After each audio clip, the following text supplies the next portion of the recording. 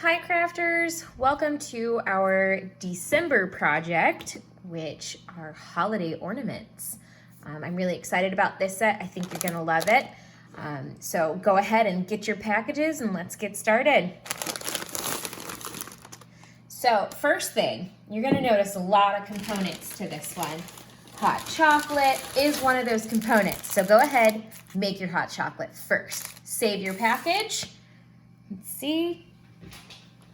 Save that package.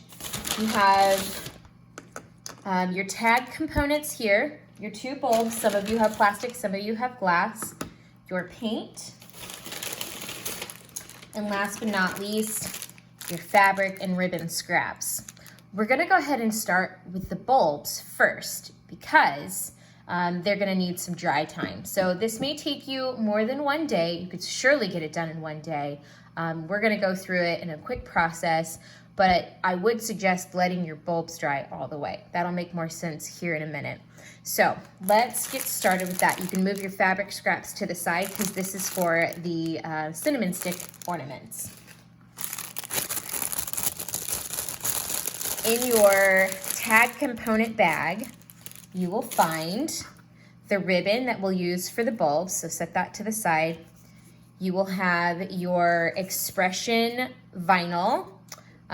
Some of you elected to have specific sayings, but the overall sayings were Joy, Noel, and Mary. You have two bulbs, obviously, so pick the two that you prefer.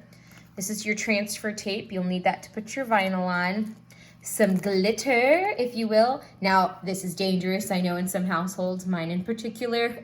So if you want to omit using glitter because you're doing this with your children, I completely understand, or you just don't like the mess. So you can toss that or keep it because we're going to use that one in it. This is your specialty weeding tool. We'll do more with that in a minute. Keep that to the side.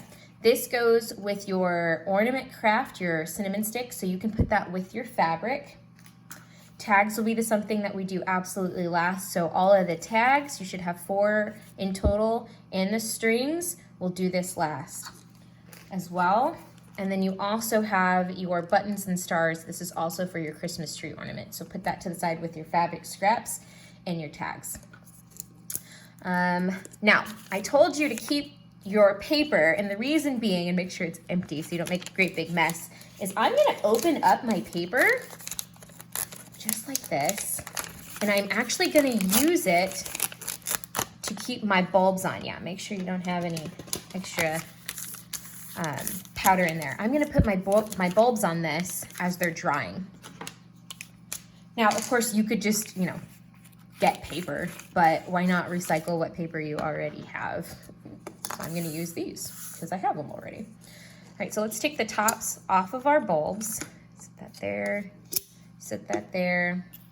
I'm actually gonna unplug it. Okay, unplug my glue gun because I don't need that for a little while. I left it on the other day. Horrifying.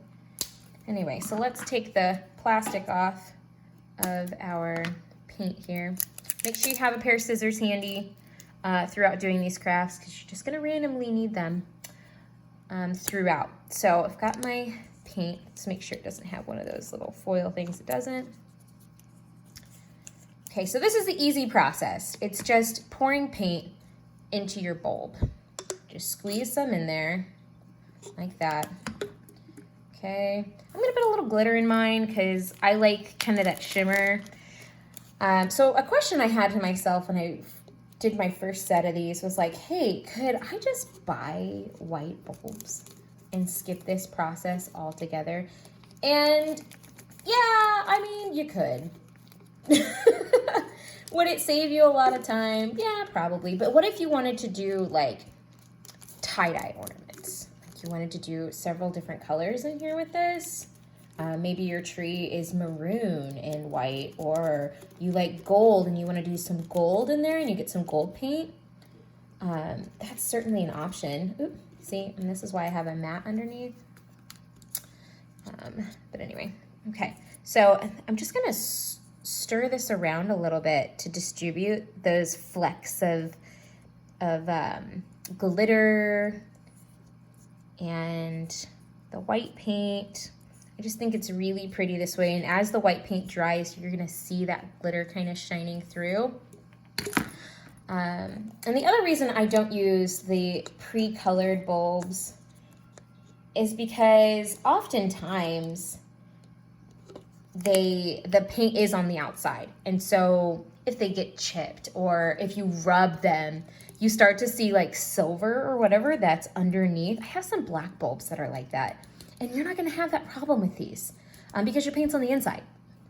So that's a benefit to doing it this way.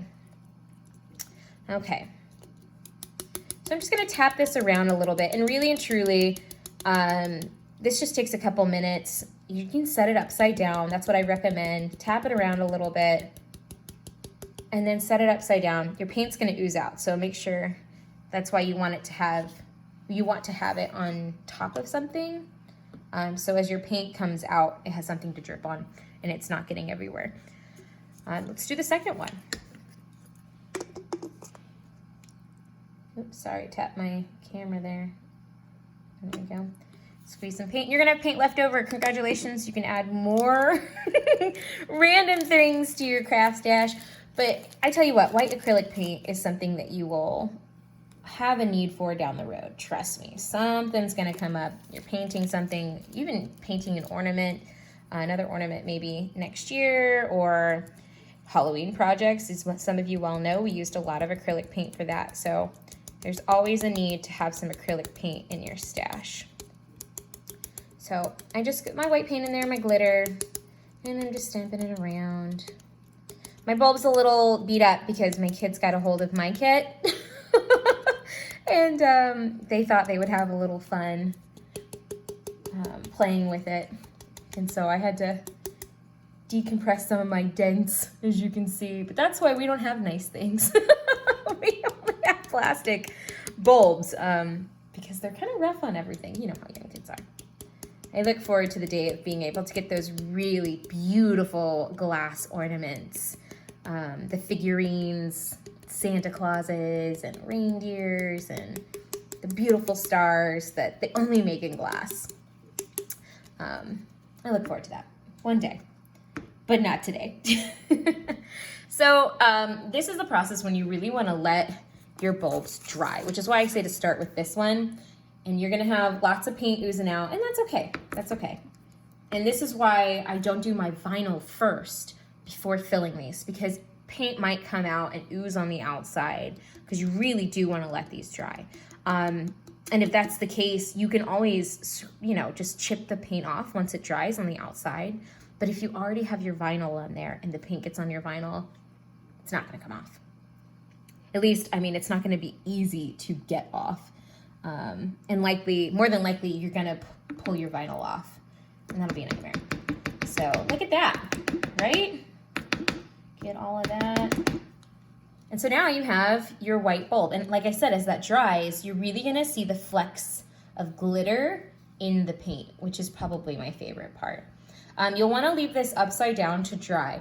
I'd say probably for 24 hours. For the sake of our video, we're probably not gonna do that. But really and truly, you want to let it dry all the way. Otherwise, you're going to have a pool of paint that doesn't dry for a very long time in the bottom. And you also might have streaks, areas where the paint didn't get as thick, and that gives you the opportunity after it dries to come back through with maybe a second coat if it's not as thick as you would like, and do it again. So I'm going to put my guy upside down again right there. And let's work on this guy, getting all that extra paint out. And you could do this with your children, but I find it's a pretty messy process. It could be a pretty messy process if you're doing it with kiddos. So you can see a little bit, I don't know if you can catch that in the camera, but a little bit of that glitter just came out. And it's just, I like a little shimmer. I'm gonna keep tapping it. I've got some areas that don't have paint on them right there, that little guy, and a little bit over here. So if you just tap your paint around, it'll cover it. If you have glass, please be careful in this process. You don't want to shatter your bulb being too rough with it. But some of these areas will naturally fill in as you let it sit to dry.